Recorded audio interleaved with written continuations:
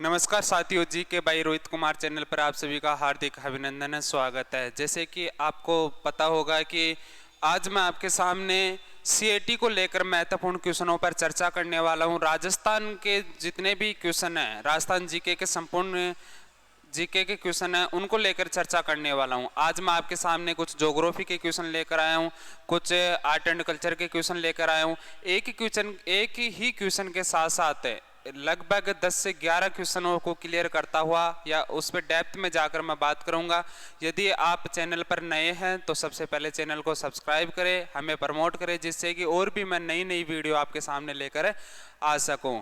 और यदि आप जितना सपोर्ट करेंगे उतना ही मैं डेली भी कंटिन्यूस क्लास को रखूंगा। लास्ट में ये भी बताकर जाना आप कि आपको वीडियो कैसी लगी, और आपका यदि कोई सुझाव हो तो वो भी कमेंट बॉक्स में ज़रूर देकर जाना। साथ साथ अपना पेन और कॉफ़ी लेकर बैठे, जो भी आपको इम्पोर्टेंट फैक्ट लगे वो साथ साथ आप उतारते रहिएगा। आप जो मैं यहाँ पे क्वेश्चन आपके सामने प्रदर्शित करूंगा, कुछ समय के बाद मैं आंसर दूंगा। उससे पहले मैं आपको थ्योरेटिकल या उससे रिलेटेड बहुत सारे क्वेश्चनिंग बताऊंगा, बहुत सारी बातें बताऊंगा। तो आप पूरे वीडियो में बने रहिएगा। और ये स्पेशल सीएटी के लिए है। यदि मैं बात करूं पहले क्वेश्चन की, तो पहला क्वेश्चन देखो, निम्नलिखित कथनों पर विचार कीजिए। कि निम्नलिखित कथनों पर विचार करना है और इनमें से कौन सा सही है या कौन सा गलत है, उनके बारे में बात करना। तो सबसे पहले बात करते हैं कि आंसर क्या दे रखा है, क्वेश्चन क्या पूछ रहा हमारे को। निम्नलिखित कथनों पर विचार कीजिए। तेजाजी को शिव के प्रमुख अवतार माने जाते हैं। 11 अवतारों में से एक माना जाता है। और यदि मैं बात करूं, खेतला जी को भगवान भैरव के रूप में पूजा जाता है, जो कि भगवान शिव के 5वें अवतार है। खेतला जी को तो पूजा जाता है 5वें अवतार के रूप में, और तेजाजी को पूजा जाता है शिव के 11वें अवतार के रूप में पूजा जाता है। यदि मैं और बात करूं, इतनी देर में आप आंसर सोचना, आंसर बताने की कोशिश करना। यदि मैं यहाँ पर तेजाजी को लेकर बात करता हूं, तो तेजाजी के बारे में आपको ध्यान रखना है कि तेजाजी का जो जन्म हुआ था वो करनाल में हुआ था। और करनाल की बात करें कि ये कहाँ पर स्थित है, तो नागौर में स्थित है। तेजाजी का जन्म कब हुआ था, तो आपको ये भी ध्यान रखना है कि माघ शुक्ल चतुर्दशी के दिन तेजाजी का जन्म हुआ था। तेजा दशमी कब आती है, तेजा दशमी की बात करें तो भाद्रपद शुक्ल दशमी के दिन क्या आती है, तेजा दशमी आती है। ये भी आपको साथ साथ ध्यान रखना है।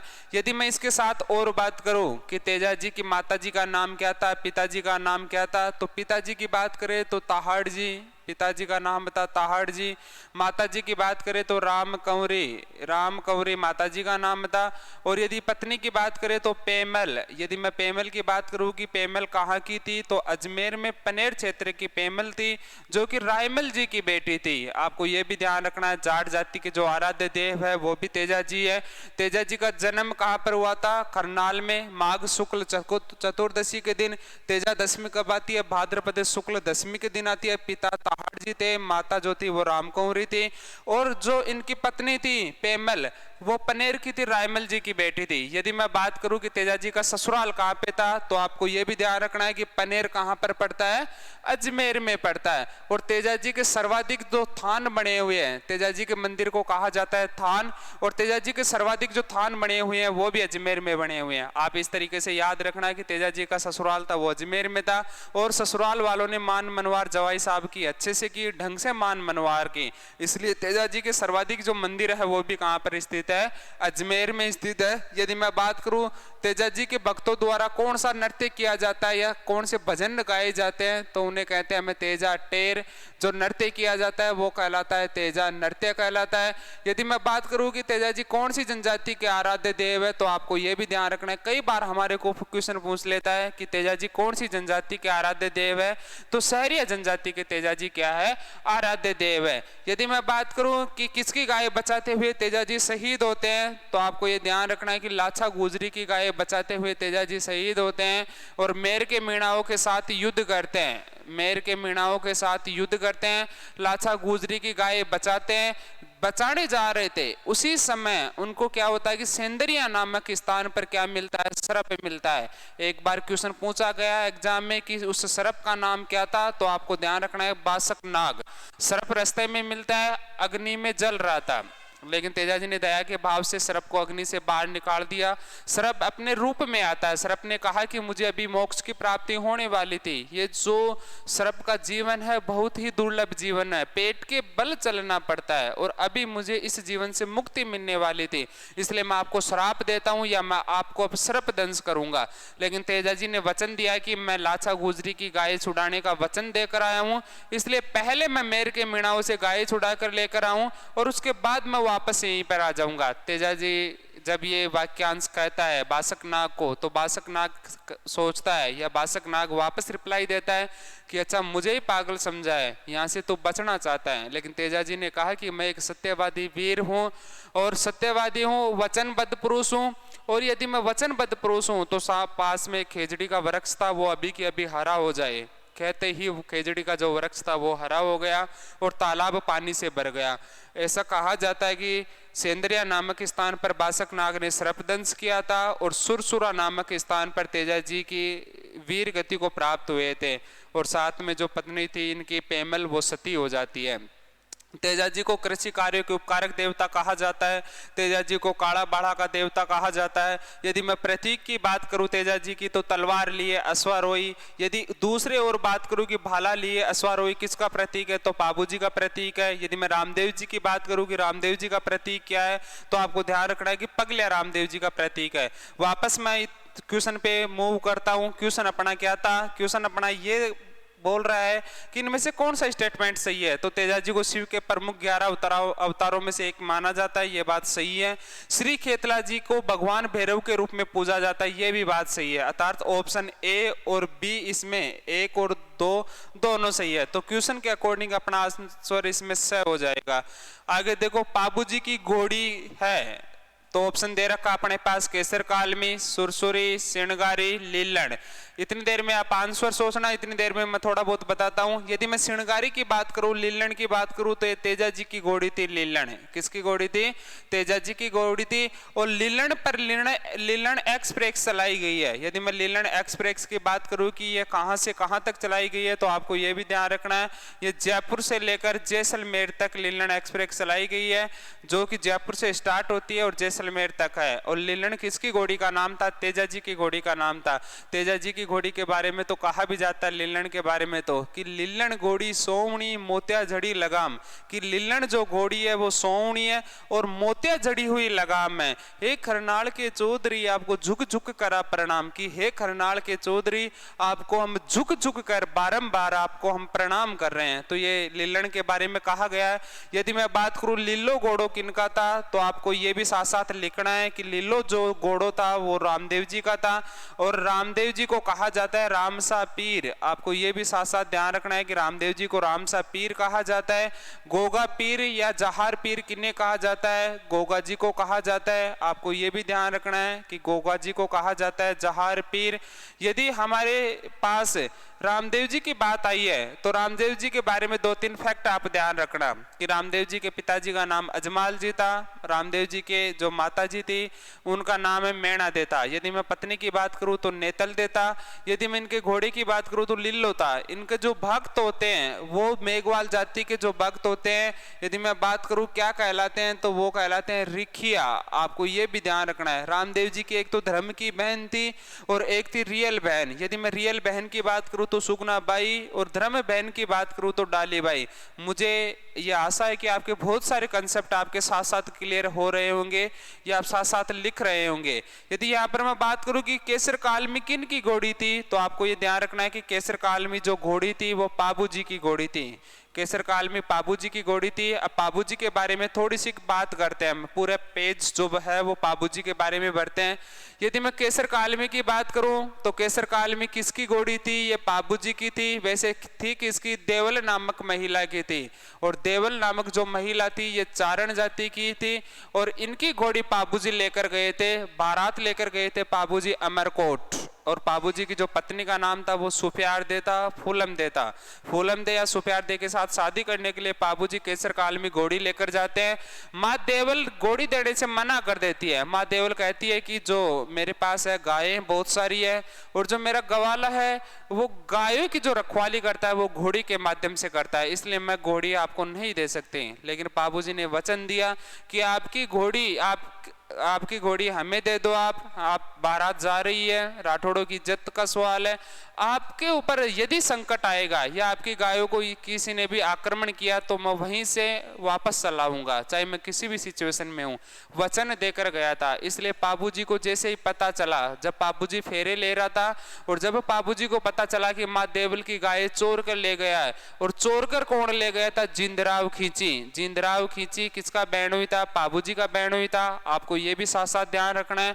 जिंदराव खींची चोर कर ले गया था, गाय चोर कर ले गया देवल माँ की, इसलिए देवल माँ किनके पास जाती है? पाबूजी के पास जाती है। पाबूजी उस समय फेरे ले रहे थे, और पाबूजी बीच फेरों में से गायों को रक्षा के लिए फेरों को छोड़कर सब पहले किसकी रक्षा करते हैं? गायों की रक्षा करते हैं। इसलिए पाबूजी को गोरक्षक देवता भी कहा जाता है। पाबूजी के बारे में कहा भी जाता है कि देवल हेलो देवता, कि देवल ने जैसे ही हेलो दिया, दीनी चवरी छोड़, क्या छोड़ दी? पाबूजी ने चवरी छोड़ दी। प्रण निभावण आप रो, अपना प्रण निभाने के लिए रंग पाबू राठौड़। अर्थात पाबू राठौड़ के बारे में यह कहा जाता है कि माँ देवल ने जैसे ही हेलो दिया और चवरी छोड़ दी फेरों की, और किसकी गाय बचाने के लिए आ गए? देवल माँ की। 1276 ईस्वी में कोल्लूमंड में क्या करता है? ये युद्ध करता है बहनोई जिंदराव खींची के साथ, और किसकी गाय बचाता है? माँ देवल की गाय बचाता है। लेकिन इस युद्ध में पाबूजी अपने बड़े भाई बूढ़ो जी के साथ है। बूढ़ो जी भी युद्ध में साथ आए थे, और बूढ़ो जी और पाबूजी ये सब लड़ते हुए वीर गति को प्राप्त हो गए जिंदराव खींची से लड़ते हुए। बाद में बूढ़ो जी के बेटा थे एक जरडा जी, और जरडा जी को बाड़मेर में रूपनाथ के रूप में पूजा जाता है। यदि मैं इसके बाद बात करूं कि हिमाचल प्रदेश में कांगड़ा नामक स्थान पर इसे किस रूप में पूजा जाता है? जो बालकनाथ के रूप में पूजा जाता है। बाद में जरडा जी ने किसको मारा था? जिंदराव खींची को मारा था। इसलिए कहा जाता है कि झरड़ो पाबू से भी करड़ो, अर्थात जो झरडा जी था वो पाबूजी से भी क्या था? वीर था। इसलिए आपको ये बातें पूरी यहाँ पर जो भी मैंने बताई वो आपको ध्यान रखना है। यदि मैं इनके पिताजी की बात करूं तो धांधल जी राठौड़, पिताजी का नाम था धांधल जी राठौड़। माता जी की बात करूं तो कमला दे था। यदि मैं पत्नी की बात करूं सुप्यारदे या फूलमदे। ये मैंने यहाँ पर मैक्सिमम जो बातें बताने की कोशिश की है वो पाबूजी से संबंधित बातें बताने की कोशिश की है। बहुत सारी बातें मैंने आपको याद भी करवाया है और बहुत सारी बातें वैसे भी लिखवाई है। तो ध्यान रखना, पाबूजी का जो प्रतीक चिन्ह है वो है भाला लिए अश्वारोही। बाई और झुकी पाक के देवता भी कहा जाता है इन्हें। राठौड़ी राजा भी कहा जाता है। राजस्थान में सबसे पहले यदि मैं बात करूं कि ऊंट लेकर कौन आया था, तो राजस्थान में सबसे पहले ऊंट लेकर कौन आया था? पाबूजी लेकर आया था। इसलिए ऊंट रक्षक देवता भी पाबूजी को कहा जाता है, प्लेग रक्षक देवता भी पाबूजी को कहा जाता है, और लक्ष्मण का अवतार भी कहा जाता है पाबूजी को। एक बीमारी होती है सर्रा, और सर्रा रोग निवारक देवता भी किसको कहा जाता है? पाबूजी को कहा जाता है। ये सारी बातें मैंने पाबूजी से रिलेटेड बताई है। शॉर्ट समय में मैक्सिमम कंटेंट देने की मैंने कोशिश की है। तो क्वेश्चन के अकॉर्डिंग यहाँ पर पहला ऑप्शन अपना आंसर हो जाएगा। क्वेश्चन नंबर दोस्तों सेकंड थर्ड की बात करते हैं कि क्या बोल रहा है, निम्न में से तेजाजी का समाधि स्थल कहाँ पर बना हुआ है। तो तेजाजी के बारे में मैंने बात बता दी, पहले से ही आपको सब कुछ बता दिया। यदि मैं सेंदरिया की बात करूं तो सेंदरिया में क्या होता है? सर्प दंश होता है तेजाजी का। यदि मैं सुरसुरा की बात करूं तो यहाँ पर तेजाजी की निर्माण स्थली बनी हुई है, या यहाँ पर तेजाजी वीर गति को प्राप्त होते हैं, और यहीं पर क्या बना हुआ है? इनका समाधि बना हुआ है। तो आपको यह भी ध्यान रखना है कि सुरसुरा नामक स्थान पर तेजाजी का क्या बना हुआ है? निर्माण स्थली या समाधि बनी हुई है। नेक्स्ट क्वेश्चन की बात करें कि 4 नंबर क्वेश्चन में क्या दे रखा है। ये ज्योग्राफी का क्वेश्चन है और राजस्थान के सामान्य और परिचय से संबंधित क्वेश्चन है। यहाँ पर राजस्थान के नामकरण से जितने भी रिलेटेड क्वेश्चन बनते हैं उन सब क्वेश्चनों की मैं यहाँ पर बात करूंगा। राजस्थान नामकरण किसने अपनी सुप्रसिद्ध कृति में किया? कर्नल जेम्स टोड ने, जॉर्ज थॉमस ने, मैक्स मुलर ने, वी स्मिथ ने। तो राजस्थान के जो भी नामकरण है उसको लेकर मैं यहाँ पर थोड़ी सी बात करता हूँ, थोड़ी सी आप समझने की कोशिश करना। यदि मैं बात करूं कि राजस्थान को सबसे पहले कहा गया था ब्रह्मवर्त, राजस्थान को सबसे पहले क्या कहा गया, ब्रह्मवर्त कहा गया। उसके बाद यदि मैं बात करूं कि राजस्थान का नाम क्या निकाला गया, मरुकांतर कहा गया। उसके बाद यदि मैं बात करूं कि क्या कहा गया, तो राजस्थान को दानवन भी कहा गया, विंसन भी कहा गया राजस्थान को। उसके बाद राजस्थान को राजपुताना कहा गया, और राजपुताना के बाद यदि मैं बात करूं कि क्या कहा गया, तो राजस्थान या राजस्थान का भी नाम दिया गया, और लास्ट में राजस्थान का नाम क्या हो गया, राजस्थान हो गया। यदि मैं ब्रह्मवर्त की बात करूं तो ब्रह्मवर्त जो नाम दिया गया था वो दिया गया था, ब्रह्मवर्त का अर्थ होता है जहां पर देवता निवास करते हो। सिंधु से लेकर सरस्वती नदी के बीच के एक निश्चित क्षेत्र के लिए नाम दिया गया था ब्रह्मवर्त। और इसमें यदि मैं सरस्वती की बात करूं तो अपने जिले आते हैं, इसमें हनुमानगढ़ जो प्राचीन अब घग्गर नदी बहती है यहाँ पर, और घग्गर नदी किसका अवशेष है, ये सरस्वती नदी का ये अवशेष है हनुमानगढ़। और ये बात करूं कि गंगानगर वाले इलाकों के लिए राजस्थान को क्या नाम दिया गया, यहाँ पर ब्रह्मवर्त कहा गया। राजस्थान को, उत्तरी राजस्थान को ब्रह्मवर्त कहा गया, उस क्षेत्र को कहा गया जहां पर सरस्वती नदी बहती थी। तो सीमित क्षेत्र के लिए प्रयोग हुआ था। यदि मैं मरुकांतार की बात करूं, यहाँ पे मरु की बात करूं, मरुस्थल की बात करूं, तो मरुस्थल कहा गया वाल्मीकि के द्वारा। और वाल्मीकि ने किसमें कहा मरुस्थल है, रामायण में। रामायण में वाल्मीकि ने क्या कहा, राजस्थान को एक नाम दिया मरुस्थल। इसमें भी मैक्सिमम जो भाग था, एक निश्चित भाग था, उत्तरी पश्चिमी राजस्थान भाग था। इसमें भी राजस्थान की पूरे की डेफिनेशन अपने पास नहीं आई। यदि मैं बात करूं कि दानवन किन्होंने कहा, तो वेदों में राजस्थान को कहा गया दानवन। यदि मैं बात करूं विंसन किन में कहा गया, तो ब्राह्मणों के जो ग्रंथ थे, ब्राह्मण ग्रंथों में या ब्राह्मणों के जो ग्रंथ थे उनमें राजस्थान को कहा गया है विंसन। अब अपने पास दो नाम मेजर आते हैं कि एक तो आता है राजपुताना किसने कहा, एक आता है अपने पास राजस्थान किसने कहा। इन दोनों के बारे में बात करते हैं। यदि यहाँ पर मैं बताऊं आपको कि राजपुताना सर्वप्रथम किसने कहा, तो अपने हुए थे एक जॉर्ज थॉमस। जॉर्ज थॉमस आए थे, और जॉर्ज थॉमस की मैं बात करूं कि ये कहाँ के निवासी थे, तो आपको ये ध्यान रखना मूलतः इनका जो स्थान था वो था आयरलैंड। और जॉर्ज थॉमस ने सर्वप्रथम राजस्थान के लिए कौन सा शब्द यूज किया था, राजपुताना शब्द यूज किया था, मौखिक रूप से यूज किया था। यह आपको ध्यान रखना है। यदि मैं सन की बात करूं तो 1800 ईस्वी में यूज किया था। जॉर्ज थॉमस का एक फ्रेंड था विलियम फ्रैंकलिन। जॉर्ज थॉमस का एक फ्रेंड था विलियम फ्रैंकलिन। और फ्रैंकलिन की यदि मैं बात करूं कि फ्रैंकलिन ने एक पुस्तक लिखी थी military memoirs of George Thomas. Military memoirs of George Thomas. और इसमें सर्वप्रथम राजपुताना का नाम दिया गया था। ये जो पुस्तक थी प्रकाशित हुई थी 1805 ईस्वी में। लिखी तो किसने थी, ये विलियम फ्रैंकलिन ने लिखी थी, लेकिन इसमें राजपुताना शब्द का प्रयोग किया गया था। लिखी किस पर थी, ये लिखी गई थी जॉर्ज थॉमस पर लिखी गई थी। और जॉर्ज थॉमस का फ्रेंड था विलियम फ्रैंकलिन। आपको ये ध्यान रखना है, यदि अपने से बुक का नाम पूछ ले और बुक का नाम ये पूछ ले कि military memoirs of George Thomas किसकी पुस्तक है, तो आपको ध्यान रखना कि आंसर क्या आएगा अपना, विलियम फ्रैंकलिन। और इसी पुस्तक में ये कहा गया कि जॉर्ज थॉमस ने राजस्थान के लिए, पूरे राजस्थान के लिए एक वर्ड दिया, और वो कौन सा दिया, राजपुताना दिया। यदि हमसे क्वेश्चन पूछा जाए कि राजस्थान को राजपुताना किसने कहा, तो अपने आंसर सीधा रहना है जॉर्ज थॉमस रहना है। आपको ये ध्यान रखना है। उसके बाद मैं राजस्थान की बात करता हूँ। राजस्थान से पहले एक बात करता हूँ मैं राजस्थानादित्य। राजस्थानादित्य, यदि मैं राजस्थानादित्य की बात करूँ तो राजस्थानादित्य जो मिला है अपने को नाम, संस्कृत भाषा में ये नाम मिला है, ये अपने को मिला है बसंतगढ़ शिलालेख से। यदि मैं बात करूँ बसंतगढ़ शिलालेख कहाँ पर स्थित है, तो सिरोही में है। कहाँ पर लगा हुआ है, तो आपको ये ध्यान रखना है सिरोही में खीमड़ माता मंदिर है एक, और खीमड़ माता मंदिर पर बसंतगढ़ शिलालेख लगा हुआ है। यदि मैं बात करूँ समय कौन सा है, तो 625 ईस्वी का यह शिलालेख है और इसमें राजस्थान शब्द के लिए एक वर्ड दिया गया है, राजस्थानादित्य दिया गया है। आपको यह भी ध्यान रखना, बसंतगढ़ शिलालेख में लिखित अवशेष मिलता है ये अपने को एक शिलालेख में। उसके बाद देखो, यदि मैं बात करूं कि विक्रम संवत कौन सी है, तो विक्रम संवत यदि समय अपने पास आ जाए, एक बार पूछा हुआ भी है, तो 625 में हम 57 जोड़ेंगे, 57 वर्ष आगे चलेगा तो अपना आंसर आ जाएगा 682 विक्रम संवत। विक्रम संवत 682 ईस्वी का कौन सा है ये शिलालेख है, बसंतगढ़ शिलालेख। एक बार दोबारा रिवाइज करना कि बसंतगढ़ शिलालेख सिरोही में मिला है, कौन सी माता के मंदिर से, खिमड़ माता के मंदिर से। यहाँ पर राजस्थान शब्द के लिए क्या मिला है, राजस्थानादित्य एक शब्द मिला है राजस्थान भूभाग के लिए। उसके बाद बात करते हैं अपने राजस्थान की, कि राजस्थान जो शब्द है वो कहाँ से मिला है सर्वप्रथम। तो यदि मैं उसकी बात करूं तो कर्नल जेम्स टोड की एक पुस्तक है, और पुस्तक कौन सी है, मिले कर्नल जेम्स टोड की annals and antiquities of Rajasthan. Annals and antiquities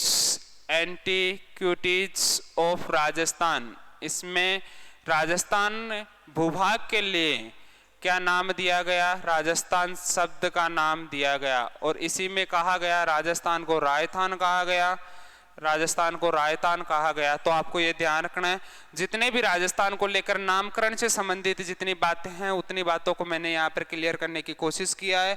मुझे उम्मीद है कि आपको ये पूरा जो क्लास का फॉर्मूला है वो आपको समझ में आया होगा, और आप जरूर चैनल को सब्सक्राइब करें, जिससे कि मैं और भी डेली, यदि आप चैनल को सब्सक्राइब करोगे, प्रमोट करोगे, तो मैं डेली के डेली 20 से 25 क्वेश्चन लेकर आपके सामने उपस्थित होऊंगा।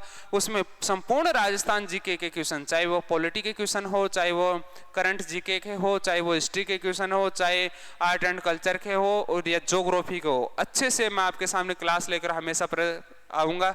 यदि मैं बात करूं, रेड क्लिफ रेखा का राजस्थान में विस्तार है हिंदूमलकोट गंगानगर से बांकासर बाड़मेर तक, कोणा गांव गंगानगर से शाहगढ़ जालोर तक, हिंदूमलकोट गंगानगर से शाहगढ़ जालोर तक, कोणा गांव गंगानगर से बांकासर बाड़मेर तक। तो आप क्वेश्चन को अच्छे से पढ़े और ध्यान से पढ़े और आंसर देने की कोशिश करें। इतनी देर में मैं आपको थोड़ा सा ब्रीफ नॉलेज की जानकारी देने की कोशिश करता हूं। अब हम ज्योग्राफी की तरफ थोड़ा सा मूव करते हैं। यदि मैं ज्योग्राफी की बात करूं तो ज्योग्राफी को आपका पढ़ने का तरीका भी यही होना चाहिए मेरे हिसाब से।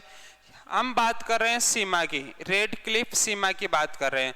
यदि मैं राजस्थान की टोटल बाउंड्री की बात करता हूं तो राजस्थान की जो टोटल है बाउंड्री है वो राजस्थान की स्थलीय सीमा है। स्थलीय सीमा हमारे को पता है कि राजस्थान से किसी भी प्रकार से समुद्र जो है वो कनेक्ट नहीं है राजस्थान से, इसलिए राजस्थान की जो है वो स्थलीय सीमा है, अर्थात राजस्थान एक स्थलबद्ध प्रदेश है, चारों तरफ से स्थली है।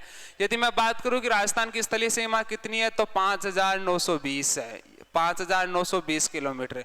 इसे हम दो भागों में बांट कर पढ़ते हैं, एक अपने पास इंटरनेशनल बाउंड्री अंतरराष्ट्रीय सीमा, एक अपने पास है इंटर स्टेट बाउंड्री अर्थात अंतरराज्यीय सीमा। यदि मैं बात करूं कि इंटरनेशनल बाउंड्री अपनी कितनी है तो आपको ये ध्यान रखना है 1070 किलोमीटर है। यदि यहाँ पर मैं बात करूं कि इंटर स्टेट बाउंड्री कितनी है तो 4850 किलोमीटर। आपको ये भी ध्यान रखना है कि 4850 किलोमीटर राजस्थान की अंतर्राज्यीय सीमा है, और राजस्थान की यदि मैं अंतर्राष्ट्रीय सीमा की बात करूं तो 1070 है।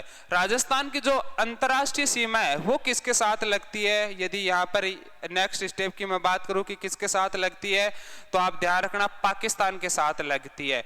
जो ये सीमा है उसका नाम क्या है, रेड क्लिफ। नाम क्या है, रेड क्लिफ। जो इस सीमा का निर्धारण किया गया था वो कब किया गया था तो आपको ये ध्यान रखना 17 अगस्त 1947 को इस सीमा का निर्धारण किया गया था, और पाकिस्तान के साथ रेड क्लिफ जो लाइन है वो लगती है। टोटल लेंथ कितनी है राजस्थान के साथ लगने वाली की 1070 किलोमीटर है। यदि यहाँ पर मैं बात करूं कि जो इंटर स्टेट बाउंड्री है वो कितनी है तो इंटर स्टेट बाउंड्री अपनी 4850 है।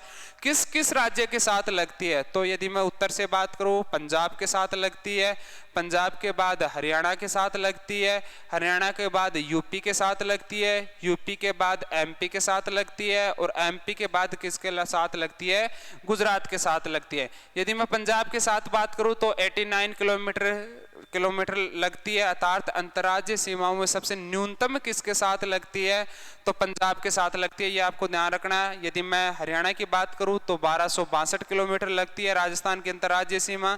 यदि मैं यूपी की बात करूं तो 877 किलोमीटर राजस्थान की सीमा लगती है। यदि मैं एमपी की बात करूं तो 1600 किलोमीटर लगती है। और सर्वाधिक जो अंतर्राज्यीय सीमा है वो किसके साथ लगती है, एमपी के साथ लगती है। ये आपको ध्यान रखना है। राजस्थान के भी 10 जिले और एमपी के भी 10 जिले लगते हैं। अपने को याद ऐसे रखना है, एमपी की लाइफ में सबसे बड़े कौन है, माँ और पापा, इसलिए सर्वाधिक लंबी कौन सी है, एमपी की, मध्य प्रदेश की। यदि मैं गुजरात की बात करूं कि गुजरात की कितनी है, तो 1022 किलोमीटर अर्थात 1022 किलोमीटर है। तो सबसे पहले दोबारा देखो, राजस्थान की सीमा को हमने दो भागों में बांटा, एक अंतर्राष्ट्रीय सीमा, एक अंतर्राज्यीय सीमा।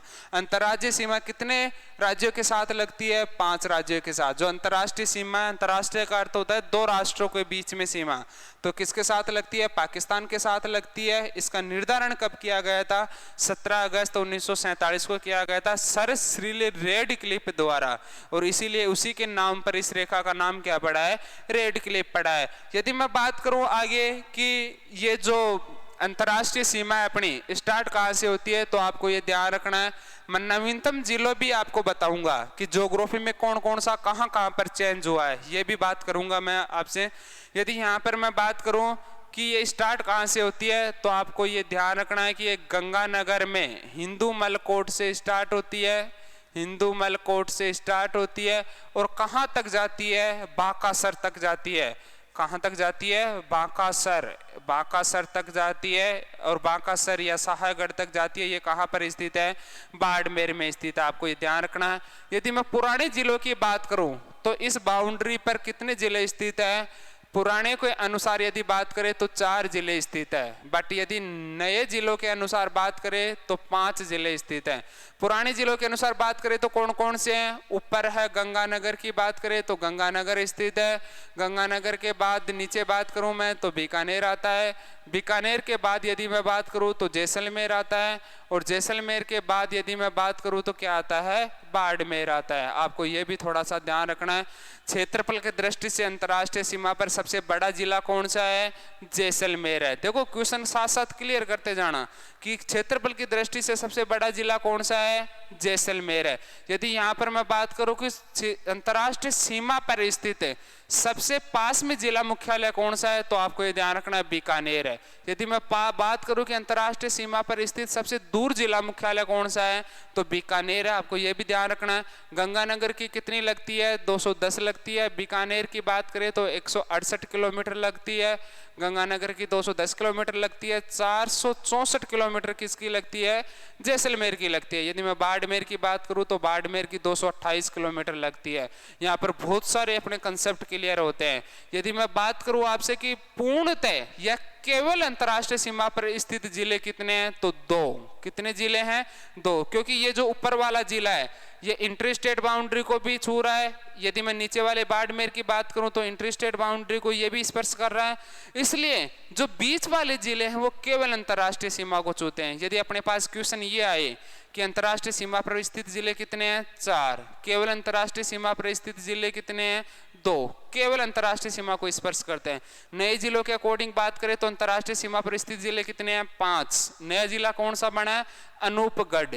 नया जिला कौन सा बना है, अनूपगढ़। इसकी लंबाई को लेकर अभी कुछ लिख नहीं सकते क्योंकि अभी तक हमारे पास ऑफिशियल जो डाटा है वो आए नहीं है। तो नए जिलों के अनुसार अंतर्राष्ट्रीय सीमा पर 5 जिले हैं। यदि अपने से क्वेश्चन पूछा जाए कि ओनली या केवल अंतर्राष्ट्रीय सीमा को स्पर्श करने वाले नए जिलों के अनुसार कितने जिले हैं, तो आपको यह भी ध्यान रखना 3 जिले हैं। अब अपना इसमें जो क्वेश्चन पूछ रहा है उस पे मूव करते हैं वापस। क्वेश्चन ये पूछ रहा है कि रैडक्लिफ रेखा का राजस्थान में विस्तार है, तो आपने पढ़ा है भी कि राजस्थान में विस्तार कहां तक है, हिंदू मलकोट गंगानगर से बांकासर बाड़मेर तक। तो देखो अभी मैपिंग के द्वारा मैंने आपको समझाया कि कहां से स्टार्ट है। अभी मैंने बताया कि हिंदू मलकोट, और हिंदू मलकोट कहां पर स्थित है, गंगानगर में स्थित है। तो आपको ये ध्यान रखना है। और ऑप्शन अपने पास कौन सा दे रखा है, ये फर्स्ट ऑप्शन ही अपने पास सही है और फर्स्ट ऑप्शन ही अपने को दे रखा है। तो आपको ये ध्यान रखना है कि बाकासर बाड़मेर तक क्या है, ये अंतर्राष्ट्रीय सीमा रेड क्लिफ रेखा है। मुझे उम्मीद है कि राजस्थान का कुछ थोड़ा बहुत परिचय आपको समझ में आया होगा। जो मैंने अंतर्राष्ट्रीय सीमा की बात की ये भी आपको समझ में आई होगी। उसके बाद नेक्स्ट क्वेश्चन की तरफ मूव करते हैं। निम्नलिखित में से राजस्थान के संदर्भ में सही कथन है। इंपोर्टेंट क्वेश्चन है, ऐसे क्वेश्चन बहुत बार पूछे जाते हैं, बिल्कुल सिंपल क्वेश्चन रहते हैं ये, और कई बार हम सब कुछ फट कर चले जाते हैं, फिर भी हमारे यहाँ पर मैक्सिमम क्वेश्चन देखने की वजह से गलती हो जाते हैं। अभी देखना आपके पास बहुत ज्यादा पता लगेगा आपको। यदि मैं बात करूं कि 1 नवंबर 2001 को देश का सबसे बड़ा राज्य बना, राजस्थान की बात करें, राजस्थान का क्षेत्रफल 342,239 वर्ग किलोमीटर है, जो देश का 10.14% है। 2011 में राजस्थान की कुल जनसंख्या ये थी, ये आपको ये भी ध्यान रखना है। तो देखो 3 स्टेटमेंट दे रखे हैं अपने पास, तीनों स्टेटमेंट में से कौन सा सत्य है। पहले स्टेटमेंट को अच्छे से रेडी करते हैं, अच्छे से तैयार करते हैं। देखो 1 नवंबर 2001 को देश का सबसे बड़ा राज्य बना, ना जी ना। कब बना था? 2000 को बना था। और इसमें क्या दे रखा है अपने पास? 2001। 2000 को क्या होता है? नवंबर 2000 से पहले भारत का सबसे बड़ा जिला था कौन है? मध्य प्रदेश। नवंबर 2000 को क्या होता है कि मध्य प्रदेश से अलग हो जाता है कौन सा? छत्तीसगढ़। और उसके बाद राजस्थान क्षेत्रफल की दृष्टि से कौन सी पोजीशन पर आ गया? फर्स्ट पोजीशन पर आ गया। अब बताओ इसमें दे रखा 1 नवंबर 2001, बात कब की है? नवंबर 2000 की। कंफ्यूज बिल्कुल नहीं होना है। तो बताओ पहला ऑप्शन सही है क्या? नहीं भाई, पहला ऑप्शन बिल्कुल गलत है अपना। सेकंड ऑप्शन की चर्चा करते हैं। राजस्थान का क्षेत्रफल 342,239 वर्ग किलोमीटर है। सही है कि राजस्थान का क्षेत्रफल 3,42,239 वर्ग किलोमीटर है, लेकिन आगे भी हमारे को पढ़ना है जो देश का 10.14% हिस्सा है। नहीं भाई, ये गलत है स्टेटमेंट, क्योंकि देश का 10.14 नहीं है, 10.41% हिस्सा है। देश का कितना है? 10.41% हिस्सा है। यदि मैं क्षेत्रफल की बात करूं तो 3,42,239 वर्ग किलोमीटर है, राजस्थान का क्षेत्रफल, जो कि भारत के क्षेत्रफल का 10.41% क्षेत्रफल रखता है। अपने पास यहाँ पर क्या दे रखा है? 10.14% दे रखा है। तो अपने को क्वेश्चन को ढंग से पढ़ना है, और ढंग से पढ़ने के बाद ही अपने को आंसर देना है कि कौन सा क्या आएगा आंसर में। तो आप ध्यान रखना कि ये भी स्टेटमेंट इसका गलत है। यदि अपने को वर्ग मील में आंसर पूछ ले क्षेत्रफल, तो आपको ये ध्यान रखना है कि वर्ग मील में क्या आएगा अपना आंसर? तो 1,32,139 वर्ग किलोमीटर है। वर्ग मील क्या है? राजस्थान का क्षेत्रफल है। एक बार वर्ग मील में क्वेश्चन पूछा गया और पहला ही ऑप्शन दे दिया कि 3,42,239 वर्ग किलोमीटर है, सब टूट पड़े। बाद में आकर पता पड़ा एग्जाम से बाद में बाहर आके कि क्वेश्चन किस में पूछ रहा था? वर्ग मील में पूछ रहा था। तो आपको यह भी ध्यान रखना है। वापस मैं क्वेश्चनिंग पे आता हूं और क्वेश्चन की बात करते हैं। हमारे को पता है कि ए गलत है और इसमें ब भी गलत है, तीसरा सही है। तो बताओ इसमें ऑप्शन कौन सा आ जाएगा? द नंबर का अपना इसमें ऑप्शन आंसर हो जाएगा। नेक्स्ट देखो 1800 ईस्वी में किस विद्वान ने प्रथम बार वर्तमान राजस्थान क्षेत्र के लिए राजपूताना नाम दिया? तो मैंने आपको बताया है जॉर्ज थॉमस ने सर्वप्रथम मौखिक रूप से राजस्थान नाम दिया गया। यदि मैं लिखित रूप से बात करूं तो इनकी पुस्तक military memoirs of George Thomas में लिखित रूप से राजस्थान प्रदेश के लिए राजपूताना नाम आया, जो कि पुस्तक किसने लिखी थी? इनके दोस्त विलियम फ्रैंकलिन ने लिखी थी। जॉर्ज थॉमस कहाँ के थे? आयरलैंड के थे। कर्नल टॉड ने राजस्थान के लिए क्या नाम दिया? राजस्थान नाम दिया, राजस्थान नाम दिया, रजवाड़ा नाम दिया, राजस्थान नाम दिया, रजवाड़ा नाम दिया। कर्नल जेम्स टॉड कहाँ के थे? स्कॉटलैंड के निवासी थे। तो आपको यह भी थोड़ा सा ध्यान रखना है। विश्व में राजस्थान किस गोलार्ध में स्थित है? देखो राजस्थान की स्थिति को लेकर हमारे पास क्वेश्चन बहुत प्रकार के आते हैं। यदि मैं बात करूं कि राजस्थान की ग्लोब के अनुसार स्थिति क्या है, या विश्व में राजस्थान कौन सी दिशा में स्थित है, एक बात करूंगा मैं कि राजस्थान की स्थिति एशिया में क्या है, एक मैं बात करूंगा कि राजस्थान की स्थिति भारत में क्या है। तो आप तीनों को ध्यान देना।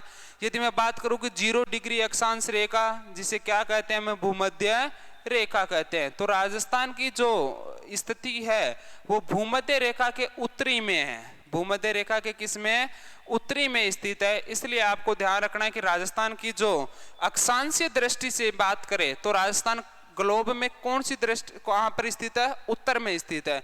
यदि मैं देशांतरीय रेखाओं की बात करूं तो देशांतरीय दृष्टि से राजस्थान कौन सी कहां स्थित है, पूर्व में। अर्थात मैं ये कह सकता हूं कि ग्लोब में राजस्थान की जो स्थिति है, जो ग्लोब में राजस्थान की स्थिति है वो कैसी है, उत्तरी और पूर्वी स्थिति है। यह आपको ध्यान रखना है। यदि मैं एशिया की बात करता हूं तो एशिया में राजस्थान कहां स्थित है, यहां स्थित है, ये एशिया है अपना। तो एशिया के मामले में राजस्थान की जो स्थिति है वो दक्षिण एवं पश्चिम में है, यह आपको ध्यान रखना है। यदि मैं उसके आगे बात करूं कि राजस्थान में भारत में स्थिति कहां पर है राजस्थान में, तो आपको ये ध्यान रखना है कि यह भारत है और ये वाला पार्ट किसका है, राजस्थान का है। तो ये जो स्थिति है राजस्थान की, ये कौन सी है, उत्तर और पश्चिम में। तो आपको तीनों स्थितियों के बारे में ध्यान रखना है। यहां पर अपने को पूछ रहा है विषुव में, और विषुव में मैंने बताया कि अक्षांशीय रेखा के उत्तर में स्थित है, देशांतरीय रेखा के पूर्व में स्थित है। इसलिए ये कहां पर स्थित है, उत्तरी पूर्वी गोलार्ध में स्थित है। यह आपका आंसर इसमें हो जाएगा। तो क्वेश्चन के अकॉर्डिंग आंसर क्या हो जाएगा इसमें, ऑप्शन नंबर बी अपना इसमें आंसर हो जाएगा। यदि मैं बात करूं यहां पर, यदि मैं चेंज कर दूं इसे और यहां पर मैं कर दूं कि भारत में राजस्थान किस गोलार्ध में स्थित है, तो फिर ऑप्शन अपना कौन सा हो जाएगा, ए अपना आंसर इसमें हो जाएगा। मुझे उम्मीद है कि आपको क्वेश्चनिंग का जो फॉर्मूला है वो समझ में आया होगा कि ए ऑप्शन अपना आंसर कब होगा, जब यहाँ पर मैं क्या कर दूं, भारत कर दूं। यदि मैं यहाँ पर एशिया करता हूं कि एशिया में राजस्थान किस गोलार्ध में स्थित है, तो एशिया में किस गोलार्ध में स्थित है, दक्षिण पश्चिम में स्थित है। अपना आंसर फोर्थ हो जाएगा। अर्थात जैसा क्वेश्चन वैसा ही अपने पास क्या आ जाएगा, आंसर आ जाएगा। तो मुझे उम्मीद है कि आपको ये पूरा जो सेशन है वो पसंद आ रहा होगा। जिसको भी यदि ऐसा लग रहा है कि अपने को बहुत सारा कंटेंट सीखने से मिल सकता है तो वीडियो को लाइक करे, कमेंट करे, अपना सुझाव दे और वीडियो को मैक्सिमम शेयर करे। मैं आपके सामने लाइव क्लास भी लेकर आऊंगा। जैसे ही अपने जो सब्सक्राइबर जो फैमिली है जीके भाई रोहित कुमार, जो 2000 प्लस होते ही मैं आपके सामने लाइव लेकर आऊंगा।